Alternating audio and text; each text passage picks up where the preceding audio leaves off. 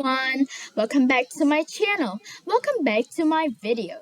So today I will read you one or two chapters of this book, My Pet Slime Book 3. So now let's get started. Chapter 12. Almost a happy ending. He was sitting on top of a bunch of crumbled papers. I scooped him up I scooped him up and cuddled him close. I was so worried about you, I said. How did you end up in there?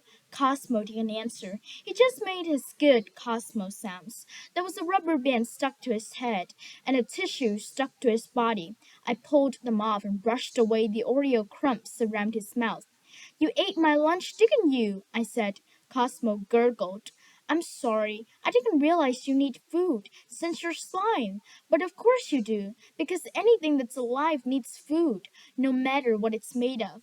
That's the slime you made? Claire asked. I nodded. It is. But what is it? Am I dreaming? He started out as plain slime, I said. I sculpted him into a pet. Then some space dust fell on him. That's when he came to life. Wow, Claire said. ICBI. Huh? I can't believe it, she said. He turned back to slime in front of my parents, I said. I thought that meant I was the only one he could come alive for, but he's alive for me too, Claire said. I nodded. Maybe he can be alive for kids, but not adults. Maybe, Claire said. You're right about one thing. He's the cutest thing I've ever seen, except for Buddy. That is it okay if I pet him? Sure, I said. Claire, let me introduce you to Cosmo. Cosmo, this is Claire. Claire reached out her hand and ran her fingers across Cosmo's soft, slimy back. I didn't take him out of your backpack, Piper, Claire said. I swear, I hope you believe me. I believe you, I said. I left it open a little bit so he could breathe. I think maybe he opened it all the way himself and climbed out to look for me. How do you think he ended up in the garbage can? Maybe Miss Serrato came into the room and thought that he was just plain slime, so she threw him away. Poor Cosmo, Claire said. Please don't tell anyone about him, I said. I tried to tell my mom this morning. He looked like regular slime to her, so that's what she thought he was. I think he's supposed to be a secret. I won't tell, Claire said. I promise. I'm going to teach him tricks like you taught Buddy, I said. He already knows how to sit, sort of. If I push his butt down, he sits. What else can Buddy do? Oh, lots of things, Claire said. He can fetch balls and lie down and hold a paw for a shake. You want to learn all that, Cosmo? I asked. He made his gurgle sounds. Girls, Mr. Leon said. Claire and I both jumped. Didn't mean to scare you, he said, and I didn't mean to take so long. I needed to help find the missing mop. How are you guys doing? We're all good, Claire said. Everything is totally normal. Better than normal, I said. You found the mop, and I found my slime. That's it right there? Mr. Leon asked. Yep, Cosmo turned back to plain slime in my arms, but he still looked cute to me. That's the best looking slime I've ever seen, Mr. Leon said. I'm glad you found it. Actually, Claire found it, I said. But Piper made it, Claire said. If she didn't make it, there wouldn't have been anything to find. That's surely true, Mr. Leon said. Way to go, clean team. I love a happy ending. Almost a happy ending, I said. We still need to sweep this floor. You two ready to make some moves with the dustpan? Mr. Leon asked. Yes, Claire and I said. Chapter 13. Oh no, Grandma!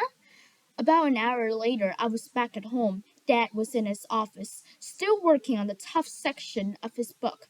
He told me I had to play alone. That was fine with me because I wasn't actually alone. I never have to play alone again. I had Cosmo. I sat down on my bedroom floor and patted the rug beside me. Smear, Cosmo, I said. Sit. He sat, all by himself. Oh, good boy, I said. Now I'm going to teach you how to play fetch, like Claire's dog Buddy. I held up a tennis ball. When I roll this across the room, you go get it and bring it back, okay?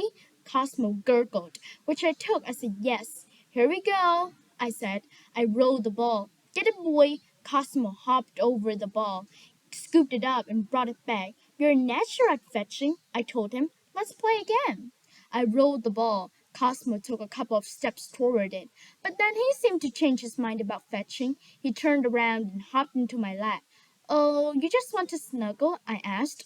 Well, that's okay too. Let's snuggle. We can do tricks later. You've had a long day. I hugged Cosmo in my lap. He felt so cozy. I didn't care about being allergic anymore, even if I wasn't allergic to anything, and I could have whatever pet I wanted out of all the pets in the whole wide world.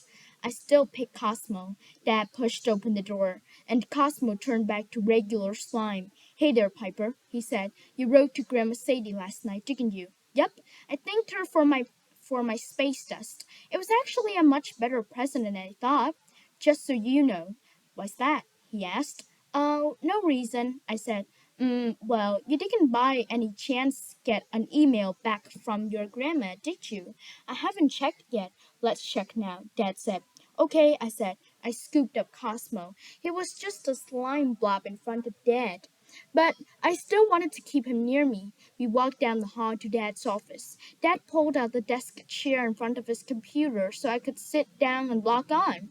I typed in my email address and password. Anything from Grandma Sadie? He asked. No, not yet, I said. But I'm going to write her another email anyway. I have something important to tell her. What? It's private, I said. It was about Cosmo. Of course, I wanted her to know what the space dust did to my slime and give her an extra big thank you. But I didn't want Dad to see because I knew he wouldn't understand. Dad was still standing right next to me. That means I need privacy, I told him. All right, of course, he said, and he took a step back. But his voice sounded funny. He looked funny too. His forehead was all scrunched up, the way it gets when he's worried about something. Is something wrong? I asked. Oh, it's probably nothing, Dad said. You know your grandmother. She goes off on adventure all the time. But what? Mom got a call from Grandma Sadie's boss at Astro Blast Explorers, he said. She was supposed to blast off on a new trip this morning. She's probably fine, but she didn't come in, and they don't know where she is. They don't know where she is? I repeated, and Dad nodded. You mean she's missing? I asked. I'm afraid so, he said. Oh no, Grandma Sadie! I cried. So that's all of it for today's video. I'm gonna read the Piper Maclane Secret Slimes recipe the next time. Bye for now. Bye!